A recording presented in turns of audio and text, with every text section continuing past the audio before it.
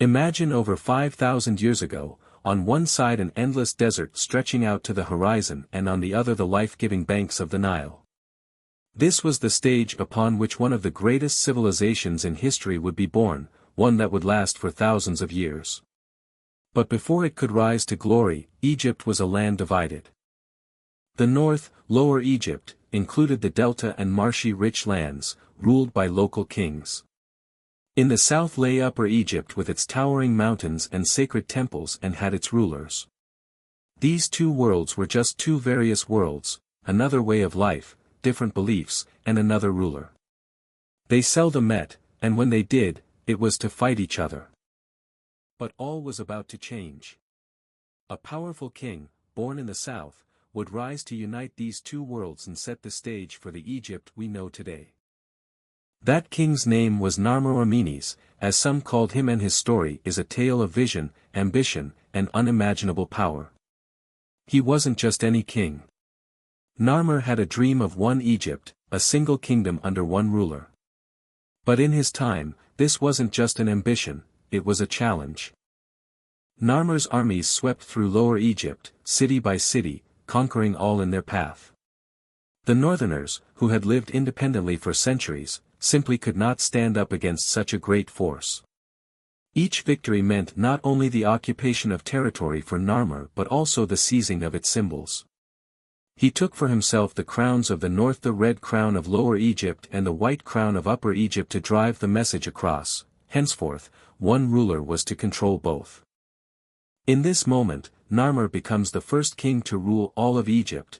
No longer simply a ruler of the south, he was now pharaoh, king of both Upper and Lower Egypt.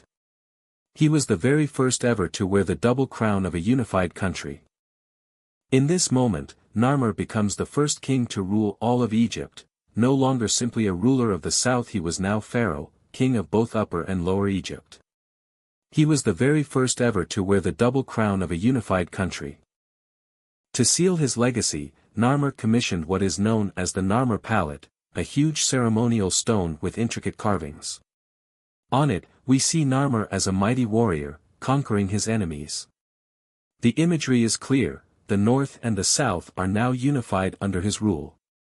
The double crown symbolizes this merging of two worlds.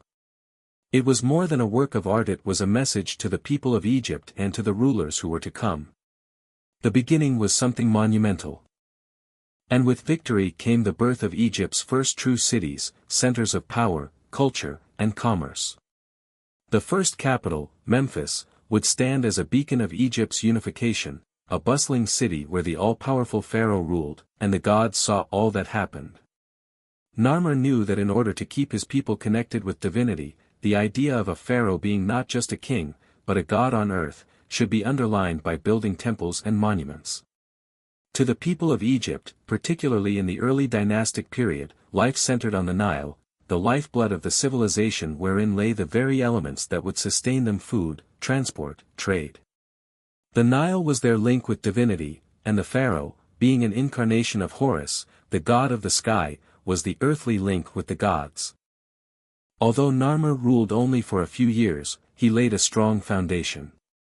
Monumental architecture first made its appearance during the early dynastic period. In Egypt, it became apparent in the afterlife, with the divine right of the pharaohs and the importance of royal tombs.